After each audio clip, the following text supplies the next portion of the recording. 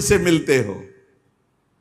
सच्ची मानिए बहुत मुश्किल है। जो बड़े महापुरुष, शुद्ध महापुरुष, भगवत प्राप्त महापुरुष है, बहुत मुश्किल है। क्योंकि जब तक शरीर भान रहता है, जब तक साधना रहती, तब तक आचरण आप देख सकते हो। बहुत सावधान। अगर वैराग्य देखना है तो साधक में देखिए, और तितिक्षा और ज्ञान मार्ग की चढ़ाई देख ली तो मुमुक्षता में देखिए। न ज्ञान सिद्ध और न भगवत भक्ति के सिद्ध महापुरुषों में आप उनको फिर पहचान नहीं सकते, फिर नहीं पहचान। बड़ा विचित्र खेल है। आचरण वही महापुरुषों के अनुकरणीय है जो उनके उपदेश से मिलते हों। केवल आचरण जो उपदेश से मिलते हो बस पकड़ लीजिए, उनके सब आचरण अनुकरणीय नहीं है। एक एक उनके आचरण आपको भगवत प्राप्ति करा सकते हैं, पर वो आचरण जो उनके उपदेश से मिलते हों। बिल्कुल आप लोग बिल्कुल समझ ही नहीं सकते हैं, नहीं समझ सकते। हमने देखा है महापुरुषों को, पर उनके साथ बिल्कुल ऐसे रहा जाता है जैसे बच्चा, बालवत। जैसे छोटा बालक घरौंदे बनाता है, खेलता है, कुछ मिनट में बिगाड़ कर चल देता है। महापुरुषों की बड़ी विचित्र गति होती। इसीलिए लिखा है मात संगस्तु दुर्लभ हो। फिर एक शब्द लिख दिया देवर्षि नारद जी ने, अगम्य हो। आप निर्वाह नहीं कर सकते हो, अगर कर ले गए तो अमोघस्य, निश्चित भगवत प्राप्ति, निश्चित भगवत प्राप्ति। एक बार महाराज चक्रवर्ती सम्राट मरुत 100 यज्ञ का अनुष्ठान किया, और 100 यज्ञ करने वाला देवराज इंद्र का अधिकारी हो जाता है। जो पद है वो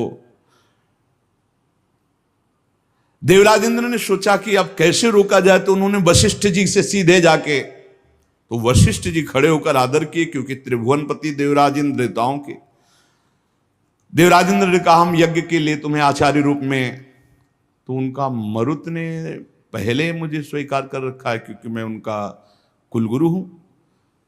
तो उनका मनुष्य की स्वीकृति से ज्यादा देवताओं की स्वीकृति होती है। मैं देवराज हूं, मैं आपसे निवेदन कर रहा हूं कि मैं आचार्य पद में आपको स्वीकार करता हूं, क्या यह शास्त्र सम्मत नहीं है? तो उनका ये तो शास्त्र सम्मत है, पहला अधिकार आपका ही है, आप यज्ञ भोक्ता देवता, इसलिए मैं स्वीकार करता हूं आपका आचार्य पद यज्ञ कराने मात्र के लिए। वैसे देवताओं की कुलगुरु तो भगवान बृहस्पति देव हैं। इस ईर्ष्या कि कहीं ये 100 यज्ञ पूरी न। अब महाराज मरुत को जवाब दे दिया कि हम नहीं करा सकते। संकल्प पूर्ति महापुरुष इस पर बहुत ध्यान देते हैं कि जो हमने नियम लिया उसकी पूर्ति हो। मरुत जी व्याकुल हो गए और संत सेवी थे। तो एक दिन देवर्षि नारद जी आए, भगवत प्रेरित। देवर्षि नारद जी से अपनी व्यथा बताई कि हमारा तो सर्वस्व लुट गया, हमारे आचार्य को ही देवराज इंद्र ने अपने पक्ष में कर लिया और उन्होंने मना कर दिया, अब हमारा संकल्प अधूरा रहे। तो बोले तुम्हें बताएं, एक महात्मा है जो तुम्हारी यज्ञ करा सकते हैं, इस समय काशी में हैं, और उनका नाम संवर्त ऋषि है, और वो बृहस्पति जी के भाई है, पर वो रहते हैं प्रच्छन्न वेश में, अवधूत वेश में। अगर वो स्वीकार कर लिए तो ही यज्ञ हो सकती, नहीं त्रिभुवन में अब कोई यज्ञ वेत्ता नहीं है जो आपकी यज्ञ करा सके। क्योंकि देवराज इंद्र जब वशिष्ठ जी को अपने में, तो फिर अब कोई वो करा सकते हैं। मरुत ने अपने संकल्प की पूर्ति के लिए कहा मैं पहचानूंगा कैसे? बोले उनको घृणा है तो सिर्फ सबसे घृणा है, और रोज 24 घंटे में एक बार विश्वनाथ जी के दर्शन करने जाते हैं। तो विश्वनाथ जी के मार्ग में आप 100 रख देना, जो अवधूत विचक करके भागता नजर आवे तो जान लेना वो महाराज संवर्त ऋषि हैं। ऐसा ही किया महाराज मरुत ने।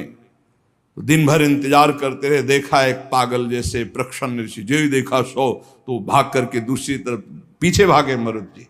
अब वो समझ गए कोई मेरा पीछा कर रहा है, तो भागे गंगा के किनारे की तरफ। पेशाब करके ऊपर फेंक देना, थूक देना, ईंट मारना, रज मारना, ऐसे सब। वो कुछ नहीं, विचलित नहीं हुए, हाथ जोड़े भागते ही रहे। एकांत में गए, बोले क्या चाहते हो? बोले महाराज मेरा नाम मरुत है, मैं आपको आचार्य पद पर स्वीकार करता हूं, यज्ञ कराना चाहता हूं। देख ले, समस्त देवता तेरे खिलाफ हो जाएंगे, और अगर तूने मुझे फिर आचार्य पद से हटाया तो तुझे भस्म कर दूंगा। अगर मैं आचार्य पद पर बैठा रहा तो किसी भी त्रिभुवनपति की ताकत नहीं है कि तेरी यज्ञ में विघ्न पैदा कर सके। बोले इसीलिए वर्ण कर रहा हूं, प्राण चाहे चले जा, मैं आपको नहीं छोड़ सकता। संवर्त ऋषि आचार्य रूप से जब यज्ञ के लिए बैठे तो अग्नि देवता आए, उन्होंने कहा हम आहुति स्वीकार नहीं करेंगे, बंद कर दे, मरुत यज्ञ को बंद कर दे। तो संवर्त ऋषि ने कहा तुम मेरे मंत्र से आवाहन करने पर स्वीकार करोगे, अगर नहीं स्वीकार करोगे तो मैं मंत्र के द्वारा तुम्हें भस्म कर दूंगा। तपोबल से अग्नि देवता को अग्नि देवता थर्रा के गए, देवराज इंद्र से कहा बहुत बेढप महात्मा है, मंत्र बल से युक्त है, वो मुझे भस्म कर देंगे, मैं थर्रा गया हूं। देवराज इंद्र जेव ही आहुति प्रारंभ हुई, देवराज इंद्र वज्र लेकर प्रकट हुए मरुत को दंड देने के लिए। ऐसे केवल कर दिया तो वहीं वज्र लिए ऐसे खड़े हो गए। बोले जब तक यज्ञ होगी ऐसे खड़े रहोगे, और जो आहुति दोगे हर देवता स्वीकार करे। बोले हर आहुति स्वीकार करेंगे, ऐसे कब तक वज्र लिए खड़े रहेंगे, आप कृपा करो। तो जो भजन में डूबे हुए अवधूत कोटि के महापुरुष हैं, बड़ी अपार सामर्थ्य होती है, पर इनके बाहरी व्यवहार, बाहरी आचार ऐसे होते हैं कि जाना नहीं जा सकता। बाहरी व्यवहार, बाहरी आचरण संभाल संभाल करके साधक करता है, चाहे ज्ञान मार्ग का हो चाहे भक्ति मार्ग का हो। और जो भगवत प्राप्त महापुरुष हो गए अब उनको कोई फर्क नहीं। इसीलिए श्रीमद् सुधानिधि में एक श्लोक लिखा है, कर्माण श्रुति बोधितानि नितराम कुर्वन्तु कुर्वन्तु मा गूढ़ाश्चर्य रसास्त्रगादि विषयान गृह्णन्तु मुंचन्तु वा कैर्वा भाव रहस्य पारगमती श्री राधिका प्रेयसा। ऐसे उत्तम रहस्यमय भाव में डूबे हुए महापुरुष। तो क्या इन महापुरुषों के आचरण शास्त्र के प्रतिकूल भी होते हैं क्या, जिन्हें पापाचरण कहते हैं? कदापि नहीं, क्योंकि सिद्ध ही हुए हैं शास्त्र अनुकूल आचरण करके। पापाचरण नहीं होते, पर बड़ी उनमें दिव्यता होती। जैसे आद्य गुरु भगवान शंकराचार्य जी ने मछली ऐसे खाई तो कुछ शिष्यों ने पाली। भक्तमाल जी में भगवान शंकराचार्य जी के पावन चरित्र में लिखा हुआ है, जब आगे चल करके गला हुआ कांच पीने लगे, अब सब चुप थे तो बोले पियो। ऐसे किया तो जीवित मछली निकले। अब वो महायोगी जो सिद्ध पुरुष हैं उनकी होड़ हम थोड़ी कर सकते हैं, उनके द्वारा जो आचरण हो रहे हैं कोई पाप थोड़ी हो रहे हैं। अब कह दे कि उन्होंने मछली खाई हम भी पाप। अब वो जब ऐसे किए तो सब लीवर में फंस चुकी थी और वो जिंदा निकाल दिए। तो महापुरुषों के आचरण जो उपदेश से मिलते हो उनको